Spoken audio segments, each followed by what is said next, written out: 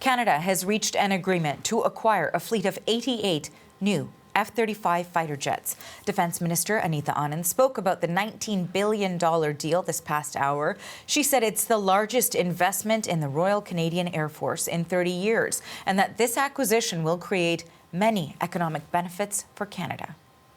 The F-35 is a modern, reliable, and agile fighter aircraft used by our closest allies in missions across the globe. It is the most advanced fighter on the market, and it is the right aircraft for our country.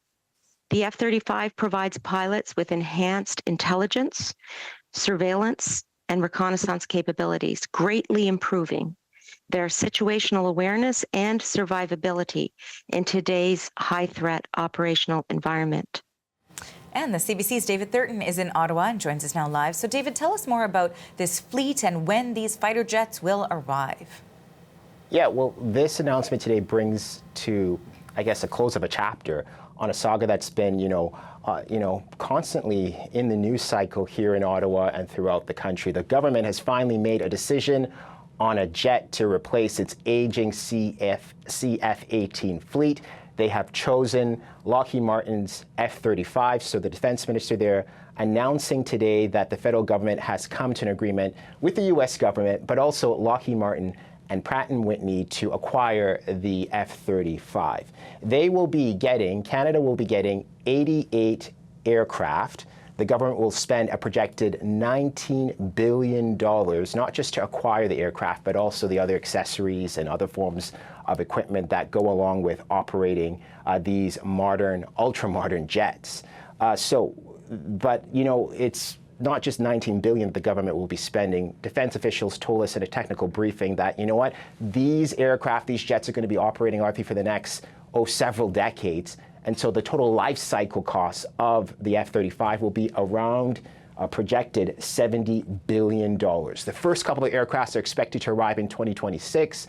We'll see more starting to arrive after that. The full fleet, officials are telling us, will be operational around 2032 or between 2032 and 2034. Around the time we'll be phasing out the CF-18s, Arthi.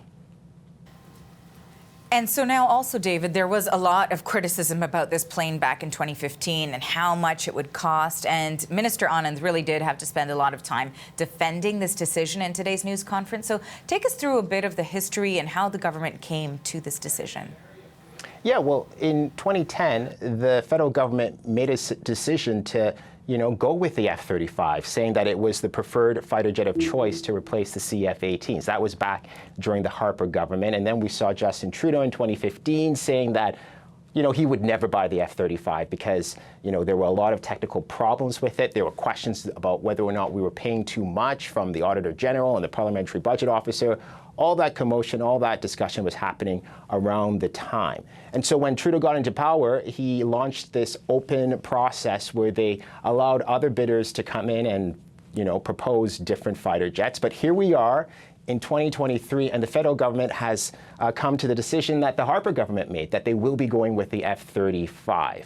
The defense minister today at the news conference defended her decision, saying that the allies, Canada's allies, are going with the F-35. It's a better jet. It's been improved. It also will help boost Canada's GDP. So she spoke a little bit about that. Let's have a listen.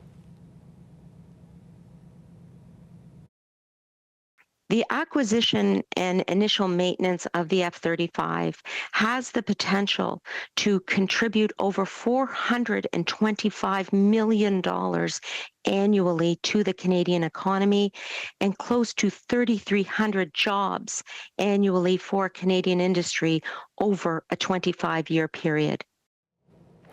Yeah, but none of that changes the fact that the government is essentially, Arthi, making a U-turn after, committing to the F-35 under the Conservative government and now, saying that they wouldn't go with it, now going with it under the Liberals. But, we're in a different situation now, and the minister spoke about that with the war in Ukraine and with China increasingly emerging, what the government says, China is increasingly emerging as a disruptive power. So, the West needs to step up its military capabilities, and this jet is a part of that. For this, David, that is the CBC's David Thurton in Ottawa.